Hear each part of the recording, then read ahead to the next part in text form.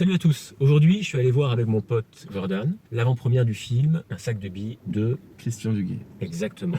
On a eu de la chance parce qu'on a eu l'auteur du roman, Joseph Joffo. Joseph Joffo, on a eu le réalisateur, Christian Duguay. et Elsa Zilberstein, qui joue la mère du petit garçon qui est le héros et qui est en Joseph fait Joffo. Joseph Joffo, enfant. T'as aimé le film? J'ai beaucoup aimé. J'ai d'autant plus aimé que j'y suis allé alors que je n'avais pas trop envie d'aller le voir. J'étais un peu poussé à le voir, c'est vrai. Ouais. Honnêtement, moi, je me suis aussi auto-poussé à le voir. J'avais vu la première version, le roman date de 73, et Jacques Doyon avait fait une première adaptation 2 ans après le roman. J'avoue qu'il est très différent. On passe d'un film naturaliste à un film beaucoup plus de facture classique, épopée. C'est presque un témoignage d'histoire, mais très romancé. Je crois que c'est même re-romancé, c'est-à-dire que par rapport au roman, et je me rappelle par rapport à la version de Doyon, on a des choses qui sont plus... on va vous faire tirer l'alarme, tu vois? Oui, putain. Ouais. Je conduis comme une merde. Quand on regarde le film, il y a des scènes qui font pleurer, mais d'un côté, il y a beaucoup de joie dans le film. Toute la partie où il est en périple avec son frère, où il descend, ce qui me surprend maintenant, c'est que en fait, il y a peur et joie mélangée. Il y a de la peur. Et il le dit même, on était en vacances. Mais c'est un peu tout. Je pense que ça ressemble pas trop à la réalité. C'est un homme très positif, on l'a vu aussi, on l'a vu. Non, il est très drôle. À 85 ans, il était marrant, c'était lui le. Il fait beaucoup de blagues, ouais, c'est vrai. C'était lui le gros blagueur et le centre de l'avant-première. Après, dans la mise en scène. La mise en scène, elle est un peu transparente, elle est propre, transparente, ce qui est pas plus mal pour cette histoire. Transparente, c'est-à-dire parce que tu veux dire que c'est neutre, qu'il n'y a pas vraiment de. Il n'y a pas une patte particulière. Il n'y a pas une patte particulière. Oui, il n'y a pas une. Mais souvent, tu vois, c'est fou parce qu'on dit neutre quelque chose de négatif. Là, c'est plus le respect du. C'est un respect, exactement. De la volonté de l'écrivain. Après, il a beaucoup parlé, tu as vu les remarques qui ont été faites sur les gros plans. Et même Elsa a dit oui, par les gros plans, on est dans les comédiens, on est. Ouais. Moi, je trouve que c'est là où justement, toi tu dis le mot kitsch, moi je dis que je sens de l'émotion, on cherche l'émotion.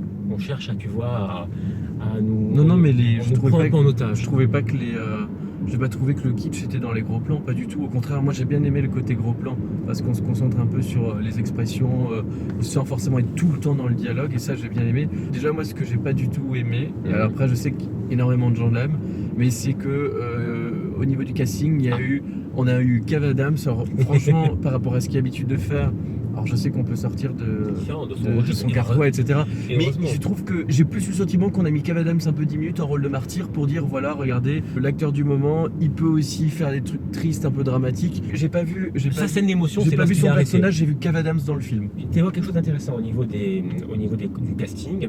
On a le casting classique, c'est-à-dire les deux parents, qui jouent bien mais qui n'ont pas non plus des rôles. Enfin, ils n'ont pas des séquences de dingue à défendre. Mais c'est pas les premiers rôles. Parce que les premiers rôles, c'est les enfants. C'est un gros film. C'est un film de studio français. Ouais. C'est Gaumont, on le voit derrière tout ce qu'il y a. Il y a Canal+, il y a TF1, c'est vraiment costaud. Et c'est là où ils ont pris qui? Christian Clavier. Ouais. On a Kev Adams. Et puis on a Bernard Campan. Clavier est propre, il joue un rôle bien, mais il n'est pas transcendant. Kev Adams est pas mauvais. Toi, tu le vois effectivement comme tu vois Kev Adams. Je dis pas qu'il est mauvais, je dis juste que quand on fait le casting, c'est quand même délicat de prendre quelqu'un qui a majoritairement un rôle un peu de comique. Tu vois, par exemple, Bernard Campan, j'ai majoritairement vu ses parutions dans Les Inconnus. Là, j'ai pas du tout vu le comique. Alors que pourtant, Bernard Campan, il en a fait des trucs comiques et un peu à la déconnerie. C'est le problème de l'acteur qu'on n'a pas pu encore voir assez évoluer. Et je le vois pas. Le problème, c'est que quelques années dans un registre, on a du mal à accepter peut-être d'autres registres.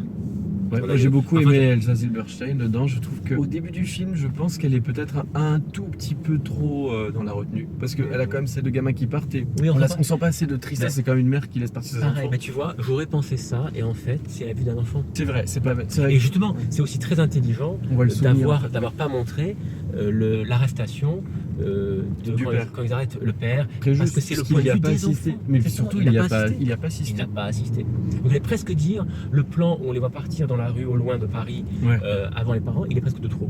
Puisqu'on a eu la chance de voir Joseph Joffo à la fin de la séance, il nous a raconté quelques souvenirs qui n'étaient pas dans le film. Les souvenirs qui n'étaient pas dans le film, et qui n'étaient pas non plus dans le roman, mais les souvenirs aussi qui étaient même différents. Qui étaient dans le film, mais qui avaient écrit différemment. Qu'ils ont réécrit. Et ces souvenirs, regarde, ils sont beaucoup plus plats. Au fond, ils ont perdu beaucoup. Quand je dis sont plus plats, ils sont moins mélodramatiques. Voilà. C'est 2 ans et demi d'un gamin qui part de Paris après qui va retourner à la Libération. C'est une partie d'un parcours initiatique avec le grand frère, mais au fond, il apprend à devenir adulte sans ses parents. Alors qu'au début, on pourrait se dire quand même qu'ils pourraient partir ensemble. Tu vois. Ouais, je suis assez d'accord avec le parcours initiatique. on peut dire que le metteur en scène a bien respecté le fait qu'on soit avec les enfants. Ouais. Parfois, il ne le respecte pas pour justement soit avoir de l'émotion, soit avoir du suspense. Mais ça, c'est un peu une réalité nécessaire. Sinon, on se prive de tout. On est dans la caméra subjective et c'est un peu con. C'est dogmatique. Ce que j'aime bien, moi, c'est la retranscription du regard un peu candide et innocent du gamin sur la déportation.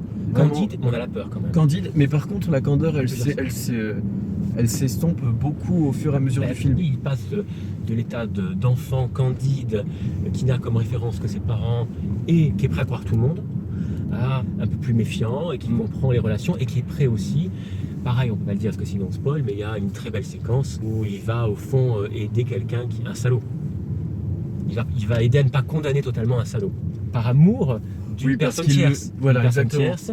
L'auteur nous a quand même raconté qu'en vrai, il sauve Bernard Campan dans le film, et dans la réalité, la personne, quand elle a appris qu'il était juif, a eu une crise cardiaque. C'est quand même dingue. Mais surtout, ce qui est drôle, c'est que si on avait fait ça dans le film en vrai, et je pense que c'est peut-être pour ça qu'ils l'ont pas mis, ça aurait pas été too much. mais ça aurait été considéré comme du kitsch. Mon bilan, si on devait synthétiser, film qu'on recommande, belle facture, Ouais. bon jeu d'acteur avec des belles surprises sur les enfants et sur Bernard Campan. Mais les enfants jouent très bien. Voilà. Moi, ce que j'ai aimé, c'est que j'ai l'impression d'avoir vu un film français, pas français en fait. Je trouve qu'il y a. Il est canadien, le réalisateur. Il est le Enfin, d'origine ouais. canadienne. On a le côté cinéma d'auteur français avec une qualité Américaine, non, on le fait aussi en France. pas américaine, canadienne du coup.